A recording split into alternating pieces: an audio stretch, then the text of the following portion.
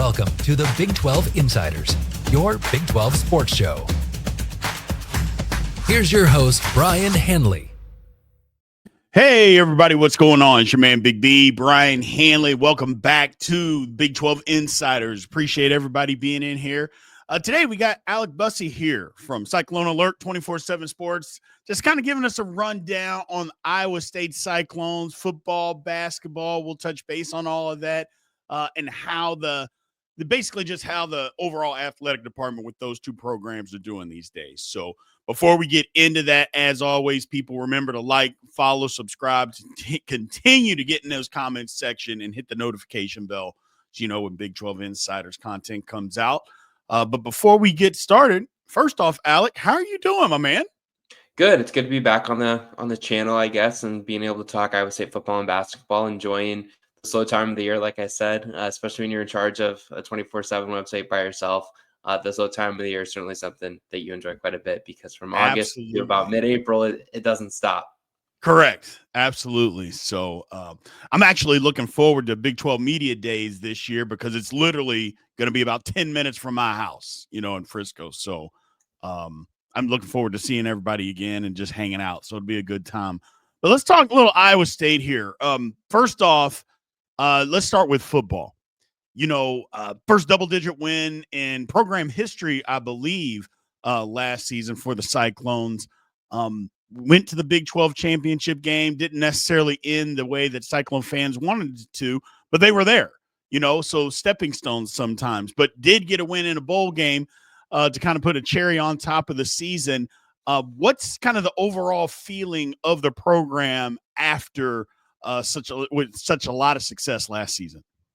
Yeah, I think it's ultimately really high, and I think it has a lot of reason to be. You're correct. It was the first double-digit win season in Iowa State history. They previously had never won 10 regular season games before. They did that last year with a 29-21 win over Kansas State on the last weekend of the regular season. They were then able to get an 11th win in the Pop-Tarts Bowl with a 42-41 victory over Miami. Those two wins both kind of sandwich a pretty embarrassing showing, I think you could say, in the Big 12 title game against Arizona State when they lost 45-19. Cam Scadaboo kind of runs all over them in that game and probably was snubbed from the Heisman ceremony in New York after his performance in that game for Arizona State. But yeah, I think ultimately, like, everything is really positive right now for Iowa State. I think the program seems to be trending positively again after the frustrating 2021 and 2022 seasons where you're a preseason top 10 team in 2021, and then you end up falling short and winning just 7 games. That year, 2022, you miss a bowl game for the first time since Matt Campbell's first season at Iowa State back in 2016. So they've now gone to back-to-back bowl games. They won, 7 games back in 2023, probably exceeded expectations a little bit that year. And then 2024, I would say they played to their peak potential, I think you could say, winning 10 games, playing for a Big 12 title. I think that was about the optimal outcome for Iowa State last year. Of course, you wanted to win that game against Arizona State, and probably get into the CFP at that point. But ultimately, things are really positive as they prepare to go into the 2025 season. Gotcha. Yeah, I know we've touched on this before. Matt Campbell, first off, 10 years at Iowa State. I mean, you can't believe it's number one. It's been 10 years, but I think it kind of turned the corner. It seemed like for a while, Alec, every year his name was up for 3 or 4 jobs. He's going here, he's going there. I think they kind of turned the corner on that, yeah, his name, maybe it'll pop up, but I think it's kind of, okay, you know what? He's settled in. This guy's not going anywhere. He likes this program. He's built this program. He's got it the way that he's wanted to go. Is that kind of the feeling that you get with Matt Campbell right now? Yeah, and I think it was in about December, maybe January, he announced, or the school announced rather, that they had agreed to an 8-year contract extension with him. I believe it's 8 years, takes him through 2030. So that should get him to about 2031, 2032. I will say that, his name was well discussed for the North Carolina position before they made the decision to hire Bill Belichick. Obviously, if you've read anything about that hiring process that the Tar Heels went through, it was non-conventional, I guess you could say, with the board of trustees getting involved there and maybe throwing some of their weight around and not allowing athletic director Bubba Cunningham to maybe do what he wanted to do, which based off of all reporting was to pursue a college coach like John Summerall at Tulane or Matt Campbell at Iowa State. And I do think that North Carolina would be the type of program that is a really good fit for Matt Campbell. I remember when that was kind of being floated to me and hearing different things from different people that, his name has always been connected to bigger jobs, whether it's anything as Right. big as Bright Lions or maybe an internal desire that he has to be the next head coach at Notre Dame or Michigan or Ohio State, being someone who grew up in Ohio and someone who kind of grew up in that Big Ten footprint, I guess you could kind of say. To me, those jobs always seem like they would be really big for him and a really big next step. Traditionally, like those schools don't hire from a school like Iowa State, though Ohio State did hire Alec Busse back in the day from Iowa State. I thought North Carolina would be a great fit for him if he did decide to move on, just because, a lot of people have always said North Carolina football is a sleeping giant. That state Yeah. produces a lot of talent. It's a program that probably has underachieved relative to the last 20, 30, 40 years. And I think he's a coach who's proven over the last decade now at Iowa State to be able to do more with less. When you think about his access to talent, the resources that Iowa State is able to provide him from a talent acquisition standpoint, North Carolina can conceivably do that at a little bit of a higher level. But, it never got to the point where Iowa State, I think, was too worried about him taking the North Carolina job. And I think part of it was North Carolina was also taking their coaching search in a way that a lot of people I don't think anticipated. And I don't think the hiring has maybe necessarily gone a lot of people anticipated. He hasn't even coached a game yet, and he's in the headlines for a lot of odd reasons. Bill Belichick, that is. But yeah, I think he's locked in at Iowa State for a long time. He's talked about how happy he is in Ames. As long as Jamie Pollard, the athletic director, and the university continue to give him the support that he needs to continue to compete at the top of the Big 12, I think he has all the reason in the world to stay at Iowa State and continue to cement himself as the best coach in program history, because he's already the winningest coach in school history. And he also has the highest winning percentage of any coach in Iowa State history too, I believe. Gotcha. Yeah, it seems pretty stable. It's pretty stable there. Like what he's doing. And sometimes, when you talk about coaches, just ease of doing business is the best way to do business. You get somewhere, you get comfortable. It's like, a little bit more money here. Everybody wants to make more money, but ease of doing business sometimes is better than a few extra dollars here or there. Speaking of talent, you talked about it. Iowa State loses 2 day 2 pick wide receivers. What will the offense look like? Now, they threw the ball down the field. Just from me watching Iowa State, they seem to throw the ball down the field a lot last year, which you're going to do that when you have 2 NFL guys out there running around. Is it going to be more of the same? They're going to lean on the run game a little bit more. What's that offense going to look like this year? Yeah, I mean, replacing Jaden Higgins and Jalen Knoll, who both were drafted by the Houston Texans on day 2. Higgins goes in the 2nd round. Knoll, I believe, goes early in the 3rd round. Will be tough for Iowa State. They were the only power conference duo, I think, in the country last year to each top 1,000 receiving yards, one of 2 just in the FBS. They each had over 80 receptions. So obviously they were very productive. I think a lot of people in Big 12 circles probably knew about how good Colorado's wide receiver room was a year ago. Nationally, people always talk about how good Ohio State's wide receiver room is. I don't know if very many people knew how good Iowa State's was, especially at the top with Higgins and Knoll. Now, they didn't maybe necessarily have the depth because they never had a 3rd receiver emerge. But with both of those guys gone, they were forced to hit the transfer portal pretty heavily at that position. I think they found 2 starters. Chase Sowell, a transfer from East Carolina, and Xavier Townsend, a transfer from UCF.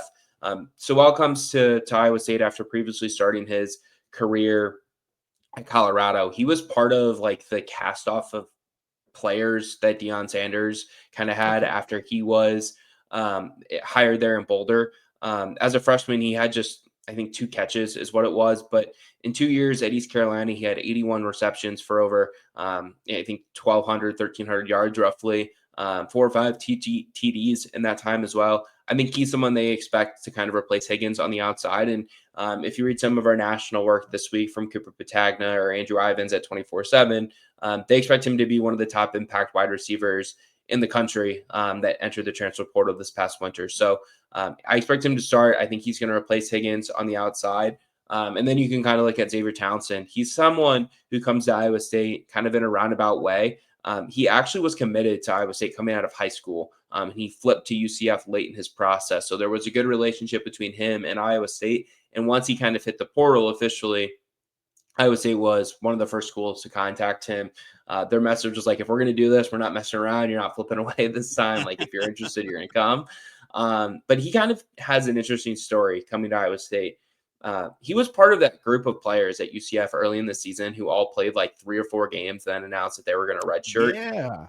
Yeah. Townsend was part of that group. So he only played 4 games at UCF last year. He was fairly productive in those games, had 10 or 12 receptions for about 70 yards, I think it was, maybe a touchdown.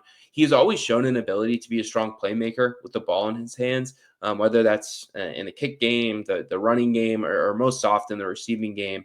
But in his last full season at UCF, he played in 11 games, had 325 receiving yards, 3 touchdowns, also ran for 163 yards, 488 total scrimmage yards, I think it was. So they have Townsend set to replace Jalen Knoll in the slot, and then they have 2 capable tight ends with Gabe Burkle and Ben Bramer, both healthy entering the season. Bramer missed much of last season in the second half of the year, which allowed Burkle to kind of emerge for Iowa State, where he was really good over the last 7 games of the season. I think he approached nearly 300 receiving yards over the last 6 or 7 games, had his first career touchdown against Miami in the Pop-Tarts Bowl. So they have capable receivers.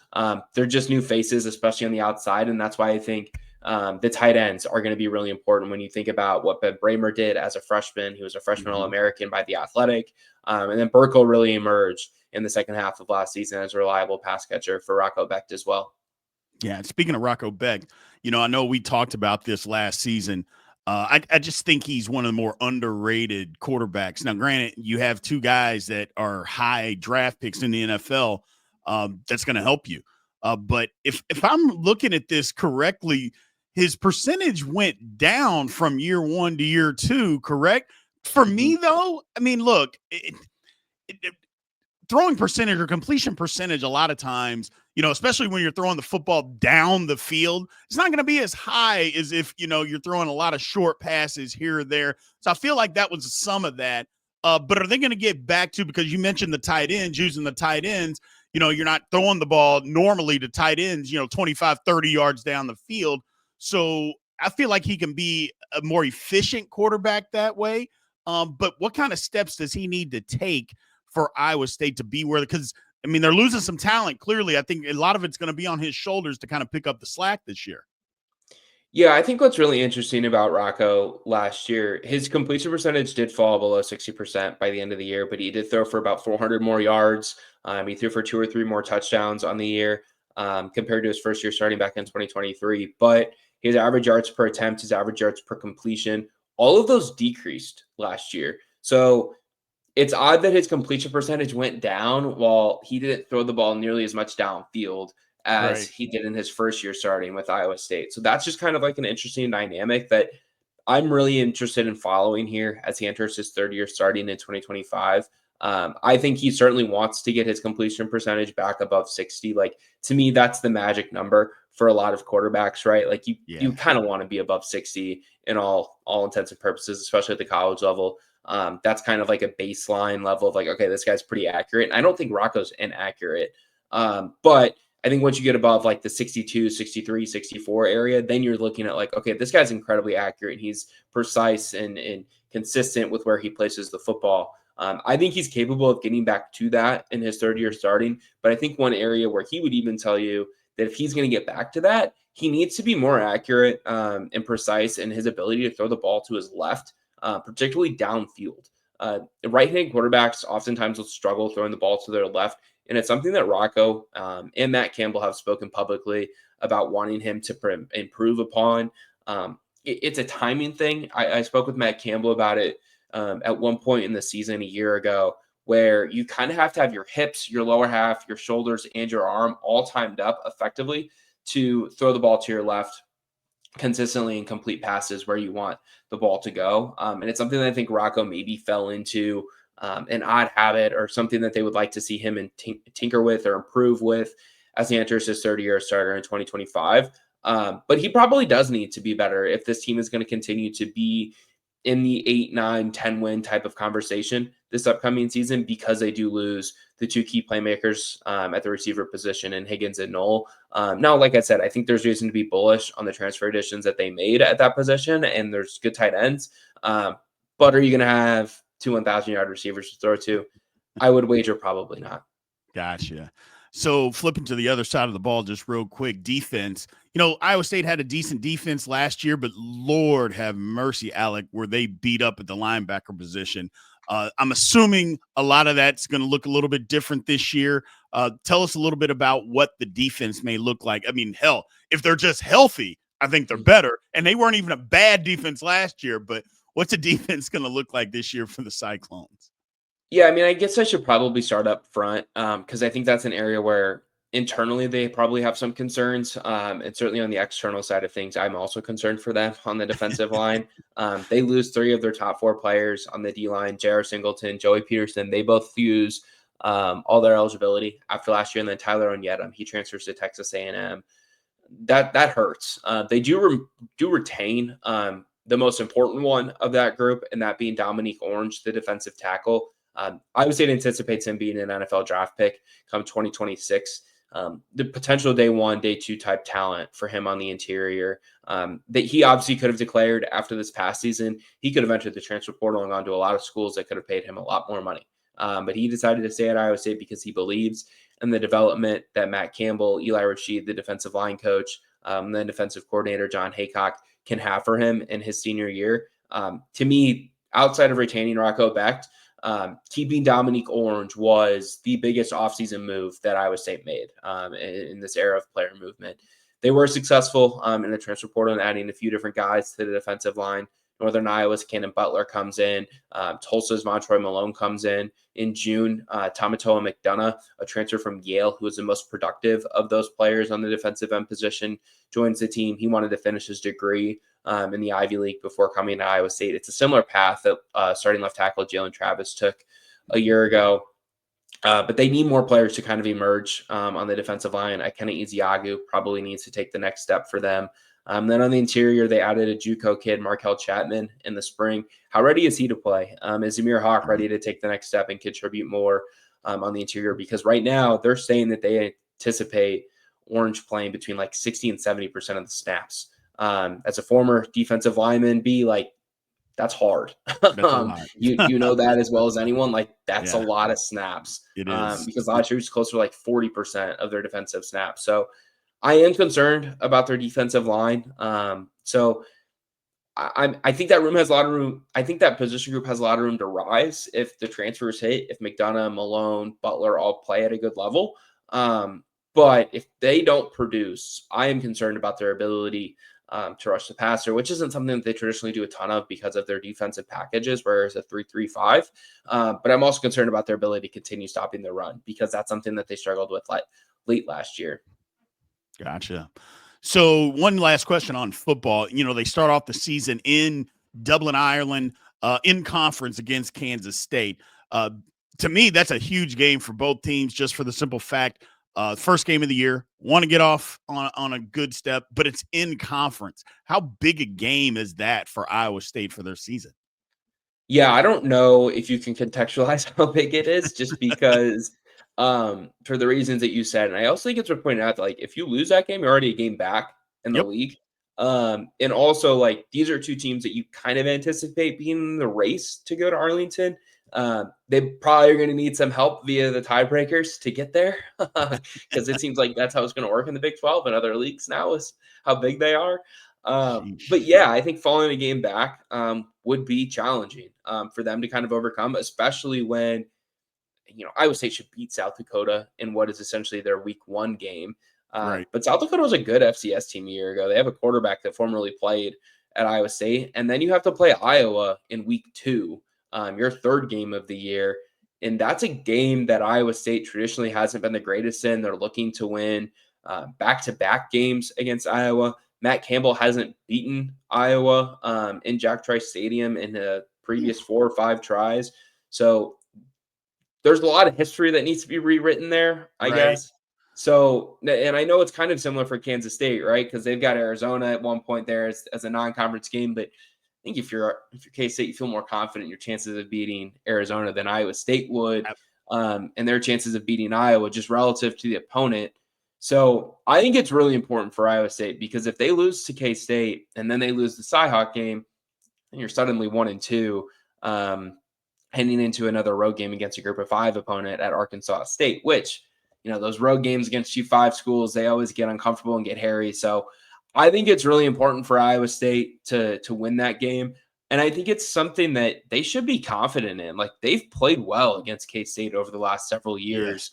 And Matt Campbell's done a really good job against Chris Kleiman. Obviously, they lost in 2022, but that was a K-State team that won the Big 12, and they won up at Jack Trice by a 10-9 score. And after an opening possession, 80-yard touchdown pass to Phillip Brooks, right? Like, they didn't move the ball really at all that entire game. So I think it's a fascinating game. I think it has a lot of implications, and I think it's going to be a lot of fun to kind of follow and see the aftermath and the effects of that game on each program. Yeah, it's, going over to Ireland, I mean, coming back, and then, like, neither team is taking a week off. Like, a lot of times when teams go and they go over there, they play, they take a week off.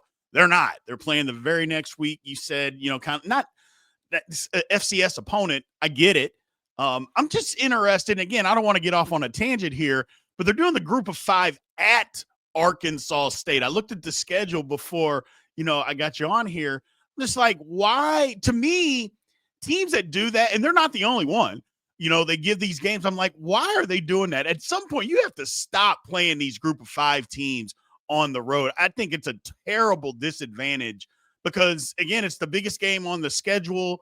There's no upside for you. There's literally, and I don't mean just Iowa State. I'm just talking about teams in general that do this because you're supposed to win. And if you don't, then, you could say that your season's going to take a nosedive. Is there a reason Iowa State is doing that? Yeah, I mean, I think it's a financial thing. I would need to look at the contracts specifically to see if it's a situation where, Ohio, what's who they recently played in the G5, a home and home. Arkansas State, they pounded them in Ames last year. They're going to go down to whatever town Arkansas State plays in now. I don't know. Sorry, I know most college towns off the top of my head. That's not one that I know. I think it's a financial thing where you probably don't have to pay them as much, or maybe at all, if you do a home and home. I think across the Big 12, they need to stop doing this. Yeah. I understand that, like, the conference doesn't have the financial resources that the Big 10 and the SEC do. At one point last summer, I actually put together a spreadsheet of the amount of times that the power conference schools are playing road games at G5 schools. And I have it here in front of me from last year. The ACC played 8 of them. The Big 12 played a high 9. The Big 10 played just 3. And the SEC played 1. Now, a few of those I did put an asterisk by because they're either a game against, like, SMU Nevada, right? Like, SMU was in a G5 conference. So, like, it's not fair to, like, ding them for going on the road to play at Nevada. And then in the Big 10, like, Oregon goes to Oregon State. Like, that's a rivalry game that they signed up to keep playing. I don't really think that should be hit against them. Purdue against Oregon State, same type of deal where Oregon State was in the Pac-12 when that game was scheduled. So I don't think it necessarily counts. Texas Tech was in that situation in the Big 12. And then there's a few others. Let me look at it here. So Texas Tech at Wazoo, that's one. Cincinnati at Miami, Ohio, in-state rivalry that's been played a ton over the years, which I actually think it's coming to an end. So I put an asterisk by that one. Colorado at Colorado State, that's another one where I put an asterisk by it, in-state rivalry situation. And then BYU at Wyoming was another one that I put an asterisk by.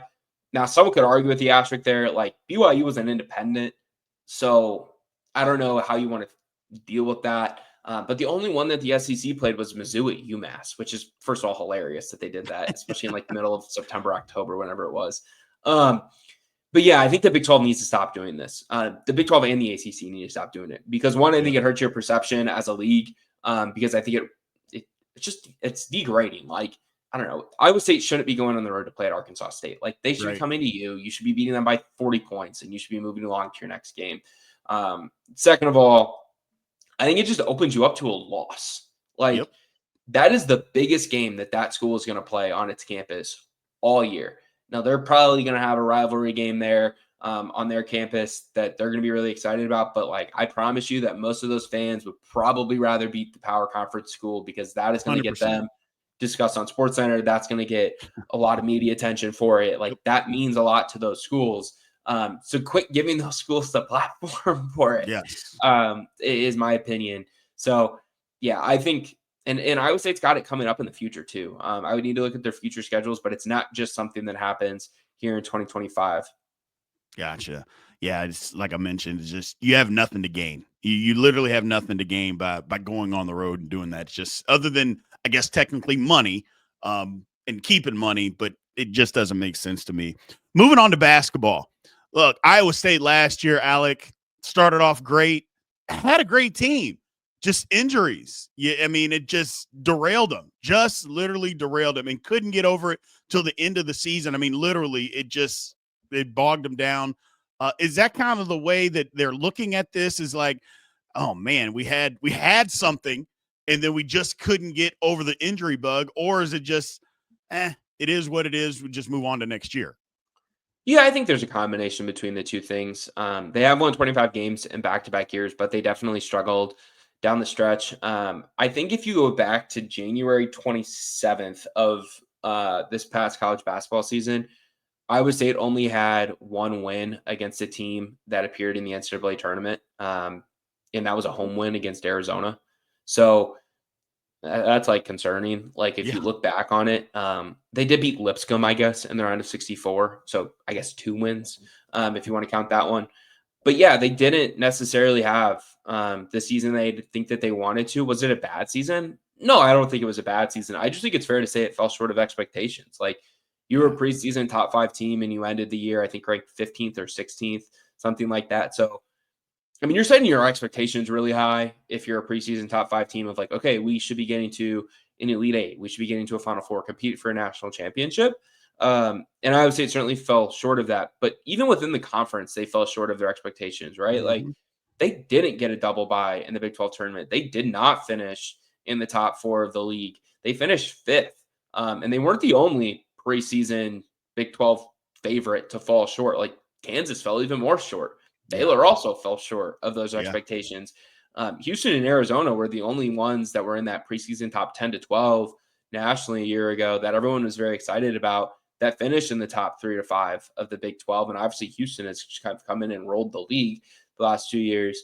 I do think injuries played a part in it. Keyshawn Gilbert, obviously, he said he played through a groin injury that he sustained back on December 30th against Colorado. That didn't really start to pop up until Iowa State's road game at Houston on February 22nd, I think it was. But then he ended up missing that game. I believe he missed the game against Oklahoma State. He returned against Arizona. I think it was at home.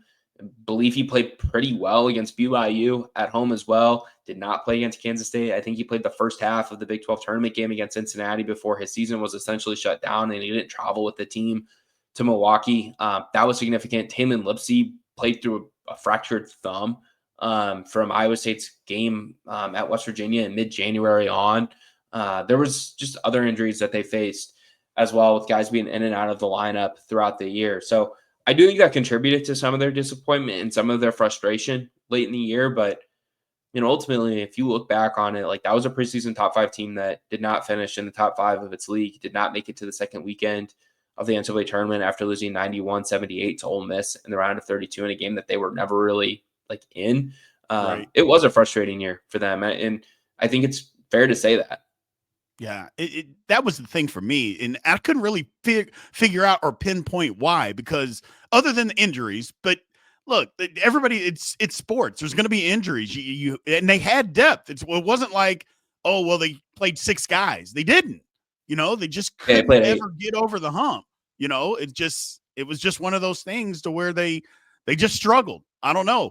The Big 12 is super competitive. I had this question asked to me, so I'll ask it to you. Has it worn down Iowa State just being, look, there's nothing you can do about it, clearly, but did it just wear them down the last 2 years of being in the grind? So at tournament time, they're just not the same team as maybe they were early on in the season. Yeah, I mean, I would say that 2 years ago in 2023, 2024, they got to the Sweet 16 and they lost to a team that was essentially a net equal when they lost to Illinois.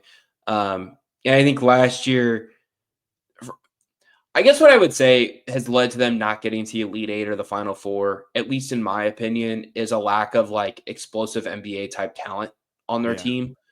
You kind of need that at some point to get over the hump. Like, it's maybe not as important as it was previously in college basketball, but like, use this most recent Final Four as an example. Like, Walter Clayton's probably going to be a first round draft pick out of Florida, and they obviously win the national championship. Houston might have a first round pick at some point if JoJo Tugler gets there. Maybe Milos Uzan turns into a second round pick this year. He comes back to school and maybe turns into a first round pick at some point. We know how talented Duke was with 3 lottery picks, potentially 3 top 10 picks. And then the 4th 1 seed was Auburn, and they had a potential first round pick in Johnny Broome, Todd Pettiford, also a type of first round type talent.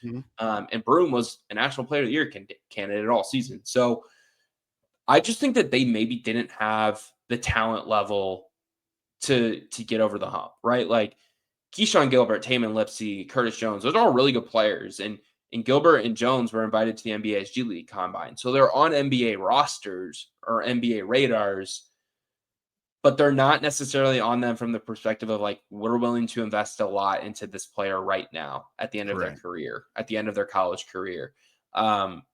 I think that's where they kind of have struggled because like Ole Miss didn't have a first round NBA type talent and when they lost 7 in the round of 32. But in 2024, when they lost Illinois in Boston in the Sweet 16, like Illinois had Terrence Shannon Jr. Yes. And he was the second or the third best player in the country last year, regardless of not being on an All-American team because of the rape case that he was found not guilty of in Lawrence. But like that was an NBA first round draft pick.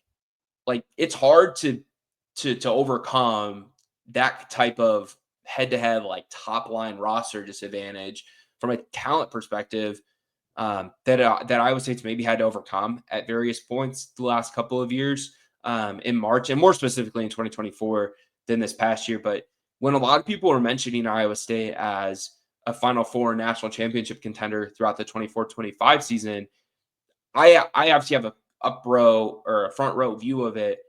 I thought they were a really, really good team. Like I thought that they could get to the Final Four if everything went well for them.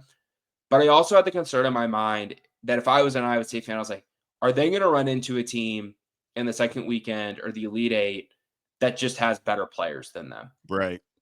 And that didn't end up happening this most recent season, but like it did happen the year before. And I think had they stayed healthy, if they were a 2 seed or a 3 seed, they would have ran into Auburn or Duke or whoever in the NCAA tournament second weekend, and it would have been hard for them to overcome it. Right. And that's the difference is that, Houston is a different beast, a different animal, but we're going to find out this year because Houston apparently is going to have a couple NBA guys on their roster. But you got to have those difference makers. And not that Iowa State didn't have difference makers. They had really good great players. College players. Yeah, that's right. Great college players. There's just levels to it. There's clearly levels to it where you can be a really good college player and there's nothing wrong with that. But then there's also guys that are NBA guys that just happen to be in college. And when you watch, you can see the difference. Speaking of that, Iowa State bringing back 5 guys this year. And they're bringing in, they got transfers coming in. They have freshmen coming in. So it's a lot of new faces. College basketball is kind of that thing, though, now, Alec, is that you're not bringing back, 9 guys every single year. I mean, it's impossible. That's just not the way that college athletics is moving. It's not moving that way right now. But having said that, if you have the guys at Iowa State is bringing back, I feel like it makes it easier for them to integrate all these new guys into the system. It'd be one thing if the guys that they were bringing back, they weren't talented, but they are talented. So does that make it easier for the new additions and to integrate all that together? Yeah, I'd also just say like they're at the top of the league in returning production. They're the only team in the league to return over 45% of their scoring. In fact, they're the only team in the league to return more than 42% of their scoring from a year ago. They're the only team in the conference to return more than 50% of their minutes from a year ago. And I think they're the only team in the conference to return more than like 30% of their minutes outside of Arizona, who returned 37%. of their minutes. I put all this data into a spreadsheet. I highly recommend people going to search it out on Cyclone Alert. That's the Iowa State 24/7 website. So Iowa State returns more production than anyone in the league. And all coaches talk about now is retention, retention, retention. Yep.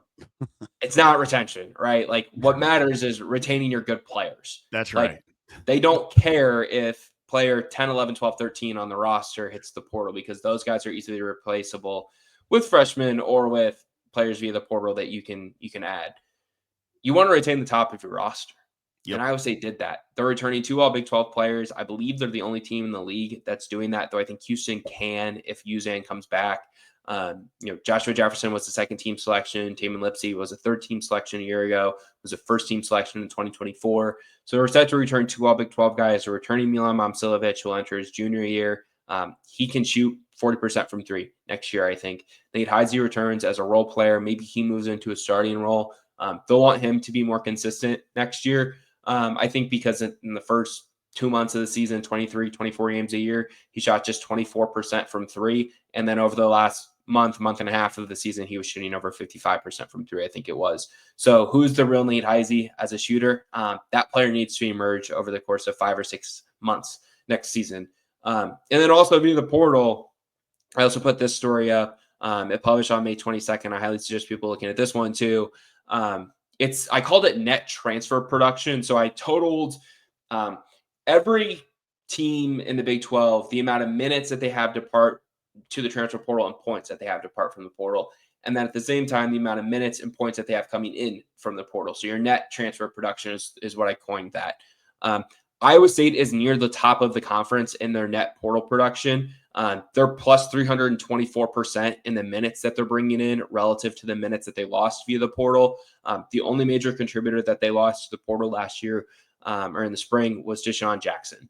He started at the 5 for them, but they bring in 2 centers. Eric Mulder, I expect him to be their backup 5. And then Blake Buchanan, a transfer from Virginia, who I expect to start for them at the center position. So they're way positive in their minutes production that they add via the portal. It actually leads the Big 12.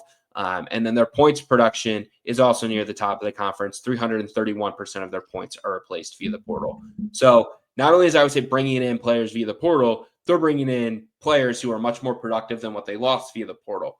Right. So that'll be interesting to monitor, to see how it all fits together. I do think, and to maybe directly answer your question, I think it fits together well. I do have concerns about there being a creator or a playmaker type of guy to replace Taman Lipsey, to replace Keyshawn Gilbert. I think Dominic Nelson is capable of doing that for Iowa State, but he had a negative assist to turnover ratio a year ago. He was the WAC player of the year, though. Has great ability to get to the rim, top 25, top 40, somewhere in that range in terms of fouls drawn, his free throw rate. That's an attribute that Iowa State really likes. Mason Williams comes to Iowa State with some injury concerns. They're going to evaluate him and see where he's at in June. But he is a 37% three-point shooter who I think could help them replace Curtis Jones. They probably need Taman Lipsey to take a step forward as a playmaker creator because of concerns that I mentioned there with Nelson. Williams also has a negative assist to turnover ratio coming from Eastern Washington, a team that was really bad a year ago. But Joshua Jefferson is a creator, playmaker, really good passer at the forward position. And then at the 5 position, I think they got quicker and more athletic with Eric Mulder and Blake Buchanan after going more physical and brute size with Brant Chatfield and Deshaun Jackson a year ago. And then they bring in a freshman class I think they're excited about, Dominique Esplita. He'll be 21 come the time that games start here in the fall. He comes from Germany, so he obviously has professional experience for them. He's skilled. He's not like ultra skilled, but he's skilled. He can pass, he can shoot, he can dribble. I think he gives them some value at the 4 position. I also think Jamarian Bateman, a top 50 prospect coming in, really good shooter, regarded as one of the best in his class. He could push for serious minutes, maybe even start for them at the 2. And then Killian Torre, he's French, but he played his senior year of high school ball at Brewster Academy out in New Jersey or Rhode Island, out there in the Northeast. I think he has some playmaking value for them, but he's a freshman, so I don't know how much you want to give a pure point guard the ball and tell him to kind of go run your offense and different things like that. So all things considered, I think it's a roster that looks like it's a top 25 preseason type team. I don't think it necessarily has the ceiling that last year's team did. or maybe even the floor that last year's team did. Like last year's team's floor was a top 16, 17, 18 team in the country. But I do think it's a team that should probably enter the preseason ranked in the top 15 to 20, somewhere in that range. I know CBS has them up around like 10 to 12 right now. So it's another reason or another season that people should be high on Iowa State. Just maybe not as high as they were the last year. Gotcha. Well, Alec, man, I cannot thank you enough for giving us your time today, man. I know you don't have to do that, so we really do appreciate you just always taking the time out to speak to us, man. We really appreciate it. So I want to thank you for doing that, man. Yeah, thanks for having me. Always fun to hop on and talk about the Cyclones. Absolutely. Well, appreciate everybody being in here. Thank you as always. Remember, like, follow, subscribe, all that good stuff, and we will talk to you soon. Thank you for watching the Big 12 Insiders, your Big 12 sports show. This has been a Spirit Street production.